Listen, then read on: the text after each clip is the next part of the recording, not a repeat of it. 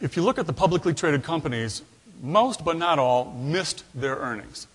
Now, that doesn't mean they lost money necessarily, but if you're publicly traded, all you have to do is miss your earnings estimate and you will get punished for that. Some lost membership. Some didn't, but some did. And most reported that they missed those earnings due to medical trend. So they're going to start pricing accordingly, and that's the advice that they're giving analysts. At the same time that's happening, a number of the not-for-profit or non-investor-owned Blue Cross Blue Shield plans are being told to burn down their reserves. Anybody here remember the underwriting cycle? The underwriting cycle, nobody's been able to say exactly why it happens, but I think we're pretty sure why it happens, and it was something along these lines.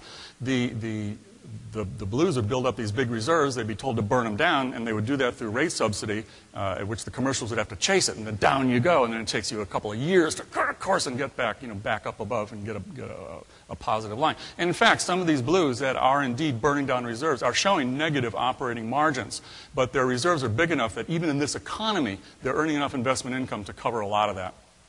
But it sure places a lot of premium cost compression on the marketplace.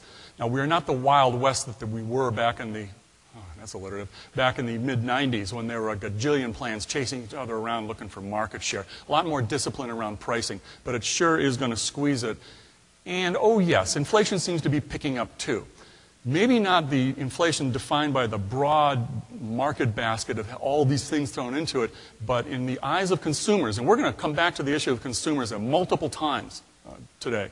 In the eyes of consumers, if you look at the things that consumers have to spend money on, i.e. you, gas, energy in general, energy of all forms such as electricity and natural gas for heating your homes, food, transportation, in Maslow's hierarchy of needs, most of the stuff that you really, really need is getting more expensive, with the exception of housing, which has gone down. But then you've got debt service to pay on that.